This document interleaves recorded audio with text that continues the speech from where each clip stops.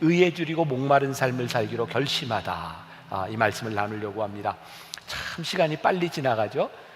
벌써 5번째 시간이 되었어요.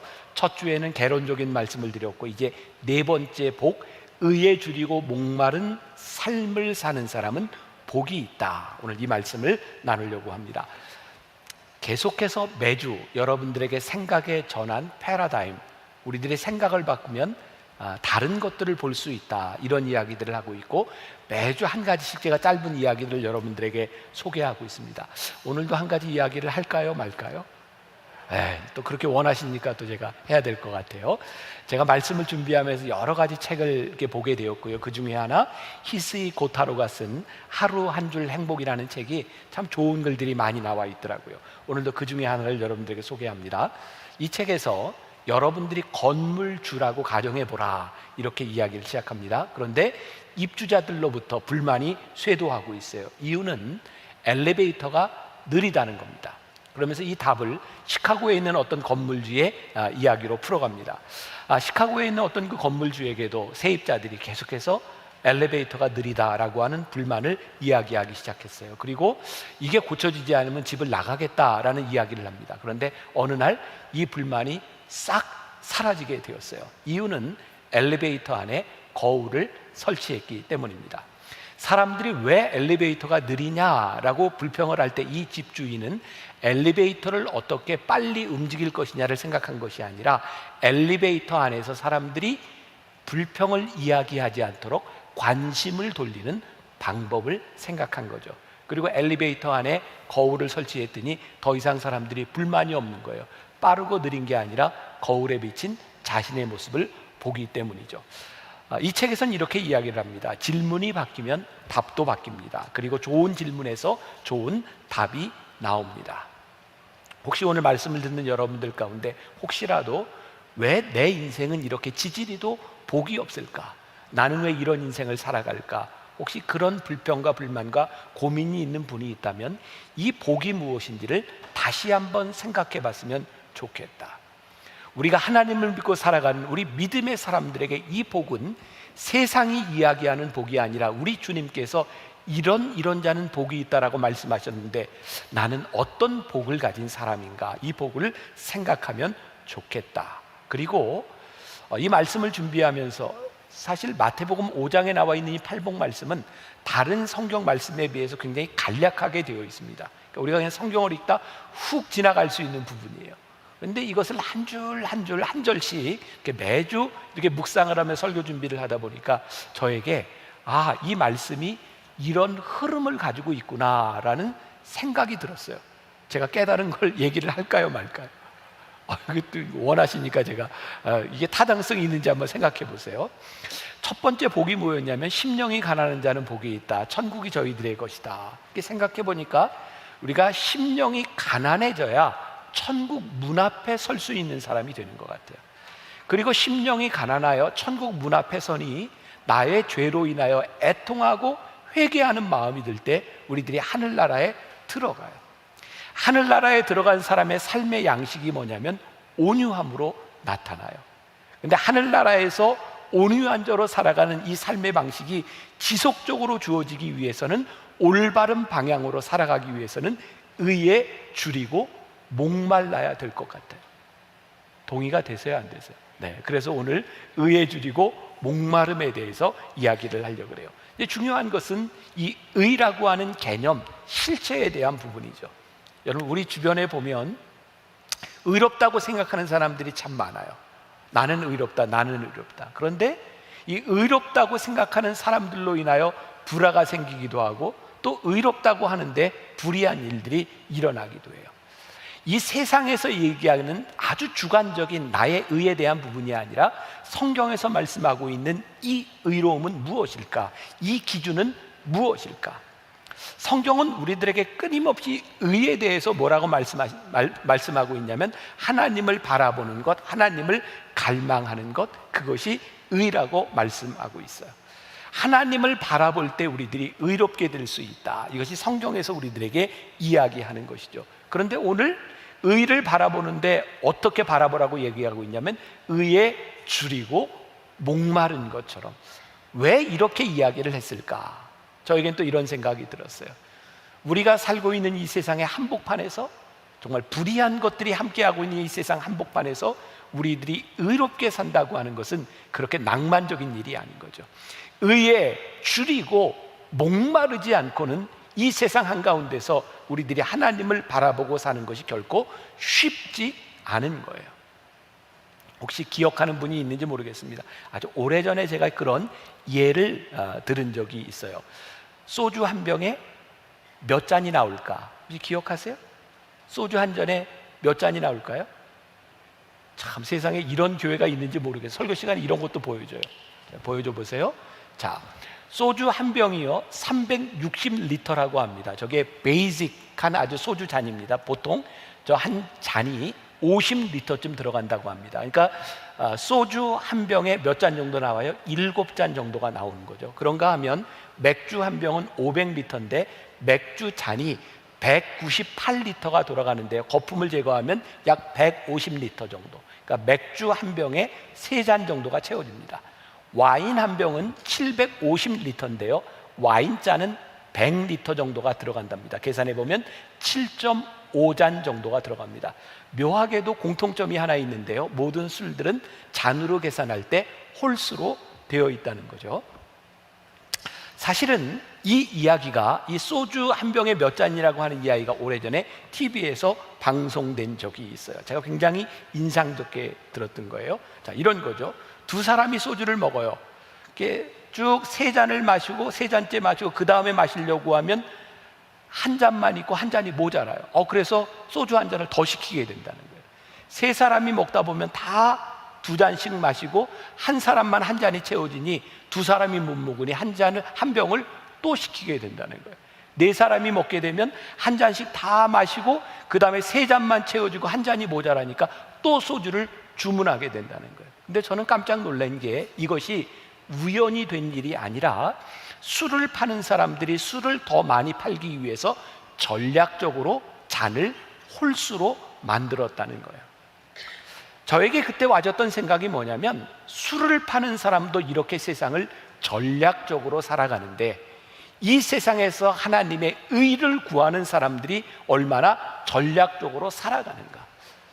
우리의 전략은요, 열망에서부터 나오는 것 같아요. 우리들에게 열망이 있으면 그 열망 때문에 전략이 나오는데, 우리 그리스도인들은 이 세상 안에서 의롭게 살아가기 위해서 의에 줄이고 목마른 자로 살아가면서 얼마나 전략적으로 살아가고 있는가. 이것을 성경은 오늘 우리들에게 너희들은 의에 줄이고 목마르냐, 이렇게 묻고 있는 거죠.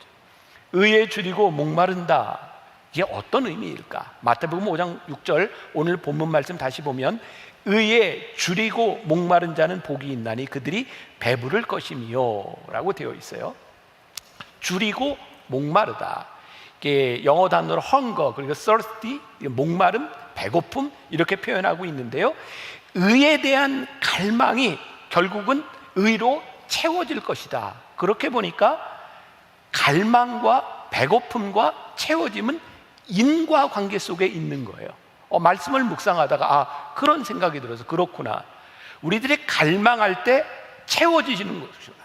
그리고 이 동일한 말씀을 메시지 성경에서는 줄이고 목마르다고 하는 것을 어떻게 표현하고 있냐면, 하나님께 입맛이 당긴다, 이렇게 표현을 하고 있어요. 혹시 여러분들 시편 34편 8절 말씀 기억하세요? 너희는 여호와의 선하심을 맛보아 알지어다, 그에게 피하는 자는 복이 있도다.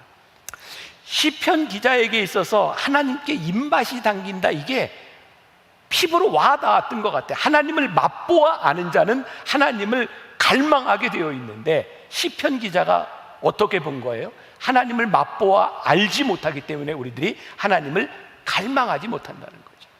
요즘 TV에 보면 정말 먹방 프로그램이 많아요. 저도 먹방 프로그램을 너무너무 좋아해요. 그 중에 제가 좋아하는 건 맛있는 녀석들이에요. 어쩌면 그렇게 맛있게 먹어요. 근데 제가 그 프로그램을 좋아하는 이유는 제가 건강 때문에 그렇게 먹을 수 없다는 거예요. 늘 대리만족을 얻는 거죠, 그 먹는 걸 보면서. 그리고 진짜 너무 맛있는 게 보면 바로 찾아요, 그 집이 어딘지. 그러면 정보가 다 나와 있어요. 그런데 정말 놀라운 것은요, 사람들이 저뿐만이 아니라 그 방송을 보고 나면 그 다음날 그 맛집이 장사진을 친다는 거예요. 비가 오잖아요, 우산 쓰고 기다린대요. 날씨가 덥잖아요, 모자 쓰고 기다린대요. 세상에 음식에 대한 갈망이요, 모든 수고를 감내하게 만드는 거죠. 그래서 시편 기자가 표현했던 유진 피터슨의 메시지 성경에서 하나님께 입맛이 당긴다라고 하는 것은, 진짜 이런 갈망을 이야기하고 있구나. 우리들에게 원초적으로 우리들의 욕망에 일어나는 그 음식에 대한 욕구처럼 하나님께 입맛이 당길 때, 하나님의 선하심을 맛보아 알 때, 우리들이 하나님을 찾게 되어 있구나. 의로움은 하나님의 본성입니다. 그러니까 우리가 의에 줄이고 목마르면 누구를 갈망해요? 하나님을 갈망하는 거예요. 그리고 오늘 성경은, 예수님은 우리들에게 뭐라고 말씀하시냐면, 너희들이 의에 줄이고 목말라 하나님을 갈망하는 것이 복이다 라고 말씀하고 있어요. 오늘 제가 이제 이 말씀을 풀어가려고 하는 거예요. 가만히 생각해 보니 이 세상의 모든 일들이 그랬던 것 같아요. 독립운동에 목말랐던 일제시대에 그것을 참지 못한 사람들이 독립운동가가 되고요, 분단된 조국을 바라보며 통일에 목말랐던 사람들이 통일운동가가 되고요, 먹을 것에 목말랐던 사람들이 먹방을 하고요, 선교에 목말랐던 사람들이 선교사가 되고요. 결국 우리들이 무엇에 목말라 있느냐? 우리가 의에 줄이고 목마를 때 그것이 복이다. 그러면 우리들의 삶에서 구체적으로 의롭게 산다고 하는 것이 어떤 것일까? 이걸 또 생각해 봐야 될 것 같아요. 제가 만나교회 담임 목사가 되고 그 초창기 때 정말 성경 공부를 많이 했어요. 제가 우리 교인들과 개인적으로 만나고 삶을 바꾸는 제일 좋은 방법이 성경 공부라고 생각해서 제가 교재를 직접 쓰기도 하고 공부를 많이 했거든요. 근데 성경 공부를 하고 우리들의 지식이 이렇게 쌓여지다 보면 결국 동일한 종착점에 이르게 되더라고요. 이런 질문을 하는 거예요. 그러면 우리가 성경 공부를 했는데 진짜 크리스찬답게 사는 것은, 말씀대로 사는 것은 무엇인가요? 이런 질문들을 하게 되는 거예요. 그때 제가 지금은 굉장히 오래된 책이 되었지만 예수님이라면 어떻게 하실까라고 하는 책을 그때 제가 보면서 굉장히 인상적이어서 사람들에게 이렇게 이야기를 했어요. 예수님이라면 어떻게 하실까를 생각해 보세요. 그러면 답이 나옵니다. 제가 요즘 CGN에서 복음 책방이라고 하는 그 프로그램을 진행을 하고 있는데, 얼마 전에 예수님이라면 어떻게 하실까라고 하는 책을 이렇게 소개한 적이 있어요. 오랜만에 그 책을 봤는데 그게 정말 마음에 다시 와닿더라고요. 좋은 책입니다. 쉬운 책이고 재밌는 책입니다. 읽어보시라는 얘기예요. 근데 아무도 쓰는 사람이 없네요. 예수님이라면 어떻게 하실까? 새로 책이 다시 개정돼서 나왔어요. 좋은 책입니다. 그 책에 보면 어느 날 그 목사님이, 그 레이몬드 씨라고 하는 그 시에 있는 교회 담임 목사님이 교인들에게 엄청난 선포를 합니다. 여러분, 나와 함께 예수님이라면 어떻게 하실까라고 하는 질문을 가지고 살아갈 사람 남으십시오. 그리고 그들이 함께 기도하며 살기 시작하거든요. 거기에 남았던 사람들 중에는 그 레이몬드 씨의 신문사 사장도 있고, 철도회사 사장도 있고, 많은 유산을 물려받은 여자도 있고, 노래를 아주 잘하는 성악가도 있어요. 그들의 삶 가운데서, 상황 한가운데서 예수님이라면 어떻게 하실까 고민하기 시작합니다. 근데 그 책에서 그렇게 나온 것은 아닌데, 그들이 고민할 때 결국 맞닥뜨린 문제는 무엇이냐면 돈에 대한 문제였어요. 그들의 직업에서, 그들이 물려받은 유산에서 신문사를 운영하면서 예수님이라면 어떻게 하실까라고 하는 질문이 결국 갈등에 머무르게 된 것은 돈에 대한 문제였어요. 우리가 부인할 수 없는 것 중에 하나가, 돈이 악한 것은 아닌데 우리들이 하나님 앞에 의로운 삶을 살아가기로 결심할 때 결국 돈은 의로움과 대척점에 설 때가 참 많았다는 거예요. 예수님이라면 어떻게 하실까라고 하는 절박함 가운데서 우리들이 결정하고 의롭게 살아가지 않는다면 우리의 삶이 의로울 수 없는 거죠. 의에 대한 갈망은 우리의 믿음이 무엇인지를 가장 정직하게 보여줍니다. 예수님이라면 어떻게 하실까라고 하는 고민이 우리의 신앙이 어떤 것인지를 가장 정직하게 보여줍니다. 여러분들이 배웠던, 들었던 성경의 지식이 여러분들의 믿음을 증명하지 않습니다. 그래서 야고보서 기자는 2장 14절에서 이렇게 말씀하고 있죠. 같이 봅니다. 시작.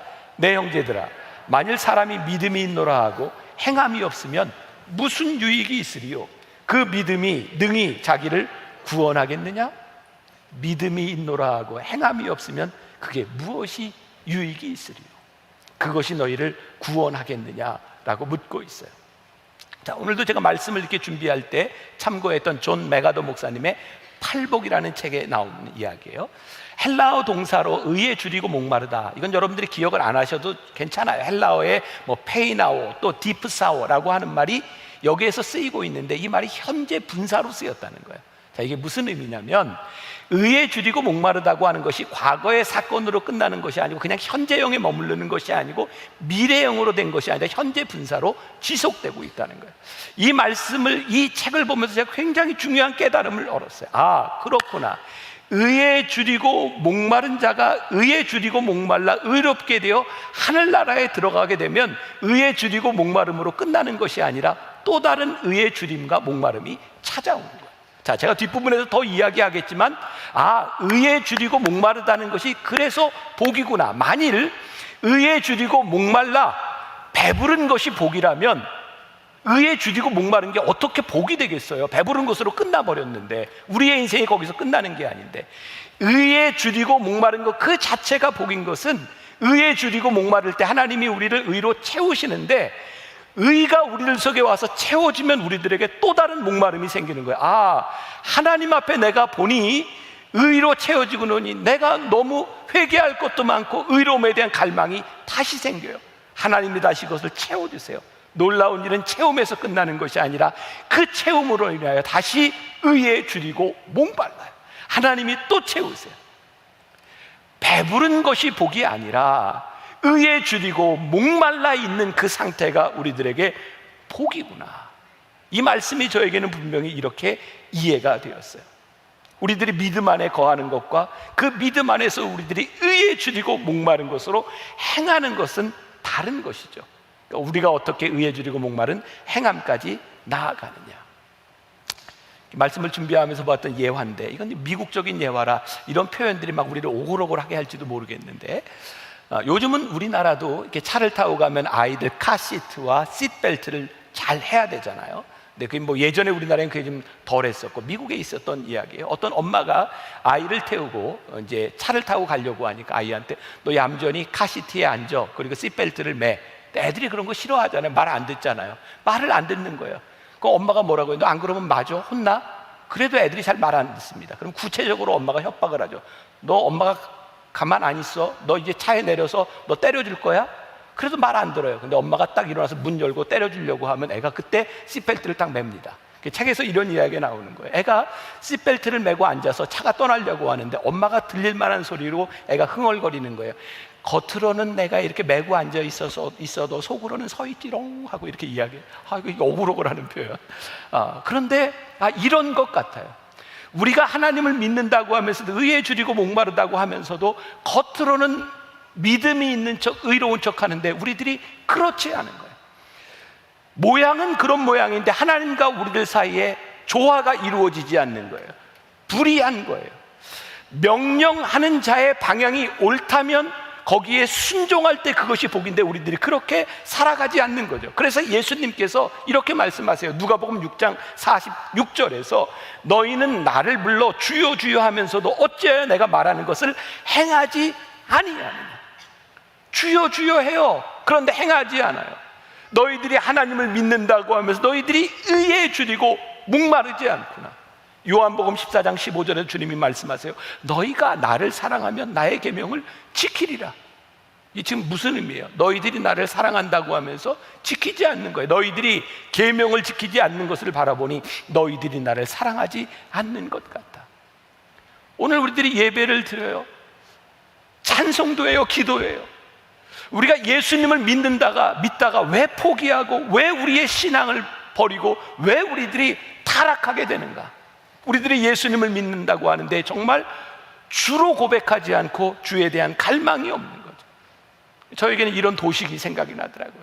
내가 주님을 주로 고백하면, 내가 주님을 신뢰하게 되면 주님 앞에 내가 내려놓게 되고 이 내려놓음이라고 하는 것은 이 세상 살아가면서 내려놓는 포기와 우리의 인생을 포기하는 아무것도 하지 않는 것이 아니라 가장 적극적인 순종으로 나아가야 되고, 그때 우리는 우리를 인도하시는 주님을 우리들이 기억하게, 우리들이 경험하게 됩니다. 올해 이 코로나 때문에 우리들이 영성훈련을 많이 하지 못했어요. BTD, 영성훈련 할 때 늘 오리엔테이션 시작할 때 제가 이런 얘기를 합니다. 여러분, 영성훈련에 들어온 여러분들에게 첫 번째 가져야 될 마음의 자세가 있습니다. 그것은 기대감입니다. 그래서 제가 제일 많이 쓰는 말이 Great Expectation, 큰 기대를 가지십시오. 하나님이 여러분들을 채우실 것입니다. 그런데 중요한 것은 우리들이 하나님께 기대를 가질 때 어떻게 기대감을 가지느냐. 그러면서 제가 늘 하는 이야기가 있어요. 제가 이제 군목 시절에 벌써 30년도 넘었죠. 저의 친한 친구 하나가 같이 군목으로 갔는데 그 친구가 대관령에서 근무를 했어요. 그 당시에 군목들, 장교들이 살고 있던 그 관사는 참 열악했어요. 연탄불을 떼지만 연탄 보일러로 이렇게 따뜻한 물이 나오지 않는, 그러니까 제 친구가 대관령에서 이렇게 군목으로 목회를 하는데 제가 그 친구를 방문했을 때 그런 사정이었거든요. 그때 그 친구에게 2살, 3살 된 딸이 있었어요. 그러니까 아이를 이렇게 씻기려면 물을 이렇게 데워야 되고, 근데 제가 그 친구 집에 갔을 때 아주 인상적인 장면을 목격하게 되었는데, 그 친구가 자기 딸의 머리를 이렇게 감겨주려고 아빠가 물을 데워서 세숫대야에다 물을 가지고 방에 가지고 왔어요. 그리고 딸내미 머리를 감겨주려고 어린애 이렇게 들고 머리를 감겨주려고 하는데 애가 뻣뻣하게 버티는 거예요. 왜? 무서운 거죠. 저에게 인상적이었던 건 애가 뻣뻣하게 버티면서 이렇게 문을 이렇게 붙잡고 있는데 그 아빠가요, 가만 놔두더라고요. 힘 빠질 때까지. 그리고 애가 힘이 빠지니까 그때 머리를 감겨요. 목사는요, 참 별것 아닌 것 같은 데서 그런 통찰을 넣는 것 같아요. 그때 그런 생각이 들었어요. 하나님이 우리의 삶 가운데 역사하기 위해서는 우리의 힘이 빠져야 되겠구나. 여러분, 우리가 하나님을 신뢰하고 나를 포기한다고 하는 것은 아무것도 하지 않는 것이 아니라 하나님께서 내 삶을 컨트롤하고 하나님께서 내 삶에 역사하시도록 나를 내려놓는 거예요. 의에 줄이고 목마름으로 하나님을 바라보는 것은 이제 주님의 뜻이 내 안에 임하기를, 주님이 내 안에 역사하기를 원합니다 라고 하면서 내가 완전히 연약해지는 거예요.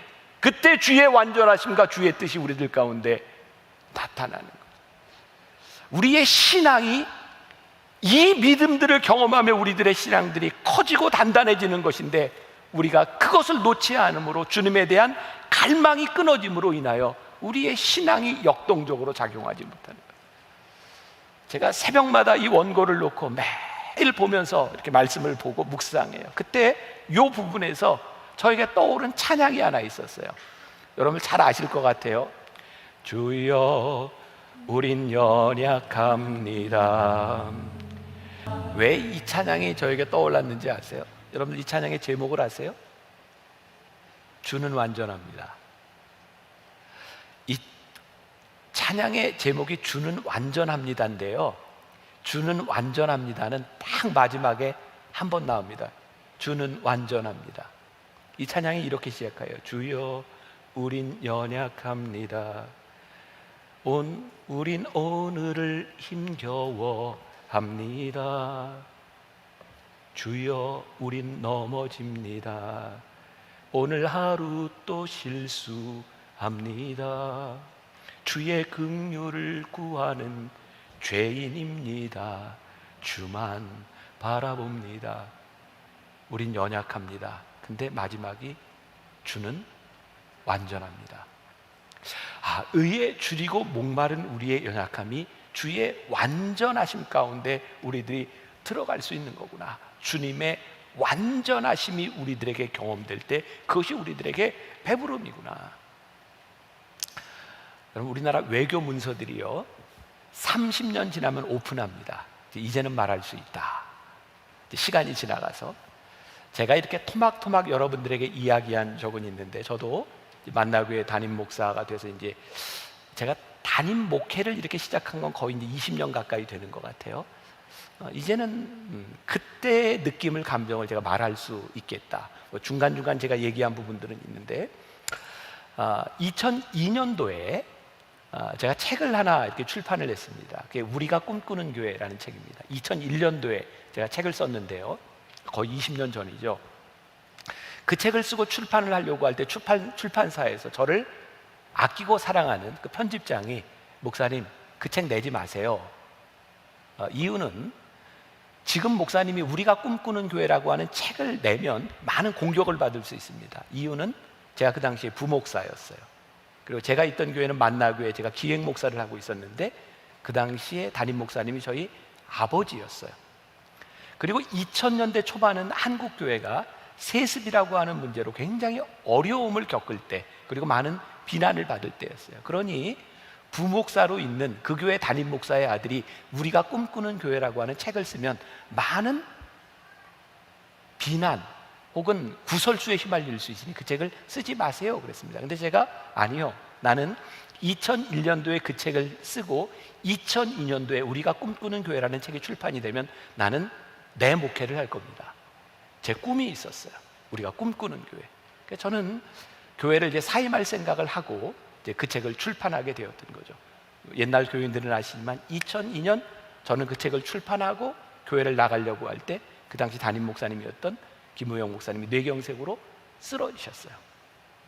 그리고 그때는 아무 정신이 없었어요. 그냥 교회가 어렵고 혼란스러운 상태에서 1년 정도 제가 이렇게 설교만 맡아가는, 이렇게 대신 담임의 역할을 하는 대행의 역할을 할 때였어요. 그것까지는 좋았는데 이제 시간이 지나면서 누가 담임이 되고 뭐 이런 문제로 이제 많은 말들이 이게 설왕설래할 때였어요. 제 인생에 제가 이제 57년을 사는 동안 막 가장 크리티컬한 중요한 결정의 순간, 그때가 만나교회 담임을 뽑을 때, 그때가 제 인생에 가장 중요하고 힘들었던 결정의 순간들이었던 것 같아요. 여러분, 제가 결정을 한다고 뭐가 될까요? 그렇지 않습니다. 우리의 인생에 힘든 것은 내가 아무리 심각하게 결정을 한다 해도 우리의 뜻대로 되지 않는 거죠. 근데 제가 하나님의 은혜를 경험하고 난 후에, 제가 27살 때 은혜를 경험하고 은혜를 체험하고 나서 하나님이 저에게 주신 제일 큰 축복이 있었어요. 뭐냐면 네 계획대로 안 된다. 하나님이 깨닫게 하신 게 제 인생의 제일 큰 축복이었어요. 네 기도대로 안 된다. 하나님은 내 결정과 내 기도가 아니라 하나님의 뜻대로 나를 인도하신다. 그게 저에게 제일 큰 축복이었거든요. 그때부터 저에게 어떤 믿음이 있었냐면, 하나님께서 원하시면 길을 여시고 하나님이 원치 않으시면 닫으셔. 그러니까 나에게 필요한 건 순종이야. 저에게 그런 믿음이 있었어요. 그런 상황에서 어쨌든 저는 뭔가를 이제 결정해야 되고 그런 시간이었죠. 책은 출판이 되었어요. 그리고 제가 대행으로 목회를 하는데 제 속에는 그런 열정이 많이 있었어요. 우리가 꿈꾸는 교회, 이런 교회였으면 좋겠다. 그런데 30대 후반의 목사가 교회에서 장로님들과 함께 우리가 꿈꾸는 교회를 이렇게 공부하고 가르친다는 것이 쉽지 않았고, 제 아내하고 둘이 그런 의논을 했습니다. 내가 어떻게 하면 좋을까? 그때 우리가 결심한 게 있어요. 1년 동안 우리가 꿈꾸는 교회를 가지고 교인들과 함께 공부하고 기도하고, 만일 이게 아니면 장렬하게 떠나자. 저는 사실 교회를 떠날 생각을 하고 우리가 꿈꾸는 교회를 우리 장로님들과 함께 공부하기 시작했어요. 그 당시가 38살입니다. 우리 장로님들 대부분이 60 넘으신, 지금은 다 은퇴하셨어요. 그분들과 함께 젊은 목사가 우리가 꿈꾸는 교회는 이라고 공부를 시작했을 때 그 분위기가 너무 냉담했어요. 그리고 그 시간들을 이렇게 지나가게 되었어요. 이제 1년이 지나서 만나교회 담임을 누구를 뽑을까? 이런 시기 가운데서 이제 설왕설래하고, 뭐 세습이라고 하는 문제가 참 힘들 때 저의 마음 가운데는 두 가지 선택이 있었던 거예요. 교회를 떠나느냐 남느냐. 기도원에 갔거든요. 하나님이 제 안에 이런 물음을 던지셨어요. 너는 왜 떠나려고 해? 저에게는 두 가지였어요. 하나님, 제가 이게 세습이라고 하는 말 듣기가 싫습니다. 또 하나, 하나님, 저는 제가 나가서 제 능력을 증명하고 싶습니다. 그때 하나님이 저에게 또 한 가지 물음을 던지셨어요. 그러면 네가 떠나야 되는 이유가 그렇다면 네가 있어야 되는 이유는 뭐가 있을까? 두 가지였어요. 하나님, 제가 만나교회 너무 사랑하고요, 교인들을 너무 사랑합니다. 결국 하나님 앞에 이걸 맡겨야 되겠다. 그리고 기도할 때였어요. 저에게 참 재밌는 일이었죠. 이제 담임 목사 후보를 이렇게 결정하는 그런 상황 가운데서 장로님들이 만나교회 정도, 그 당시에 이 정도 건물의 큰 교회였으니까 만나교회 담임 목사가 되려면 적어도 한 40 정도는 이상 된 그런 목회자였으면 좋겠다. 근데 그때 제가 38살이었거든요. 우리 교회 장로님 중에 한 분이 그랬죠. 김병삼 목사가 나이는 안 되지만 생긴 게 되니 우리 한번 이렇게 후보로 같이 올려놓읍시다. 진짜 그랬어요, 진짜. 그래서 저를 후보로 올려놓는 투표를 했을 때 만장일치로 저를 후보로 추천하기로 이렇게 됐고요. 그리고 저도 이제 후보가 되어서 우리 교인들이 무기명 투표를 하고 제가 만장일치로 이렇게 담임이 돼서 여기까지 오게 되었어요. 자, 제가 여러분들에게 하고 싶은 이야기가 있어요. 제 인생에 어려운 결정이었고 힘든 일이었고, 지금 제가 이렇게 좋은 교회, 이렇게 좋은 교인들, 이렇게 좋은 목회를 할 수 있다는 것이 저에게 참 큰 축복이잖아요. 그런데 이 말씀을 준비하다가 하나님께서 저에게 주셨던 정말 놀라운 일이 있는데요, 제 인생의 가장 큰 축복은요, 제가 지금 만나교회 담임으로 있는 것이 아니라 그때 그 마음을 주셨던 것이 저에게 축복이었어요. 하나님, 제가 할 수 있는 것이 아니라 하나님, 제가 하나님 앞에 의를 갈망하며 하나님 앞에 무엇이 옳은지 하나님 앞에 인도하심을 구할 수 있었던 그 마음이 저에게 축복이었지, 지금 제가 있는 이 결과가 저에게 축복이 아니더라고요. 어떤 영화에 그런 대사가 있죠. 내가 돈이 없지 가오가 없냐?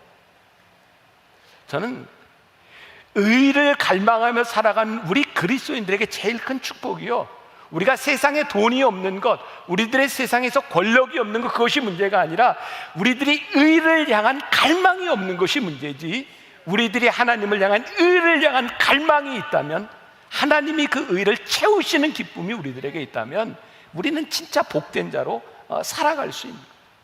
오늘 우리들에게 말씀하시는 축복이 뭐예요? 의에 줄이고 목마르면 의로 하나님이 우리를 채우시겠다는 거예요. 의에 줄이고 목마른 자는 복이 있나니 저희가 배부를 것이며, 여기에 배부름은 그래요, 우리의 육신적인 배부름도 포함하고 있을지 몰라요.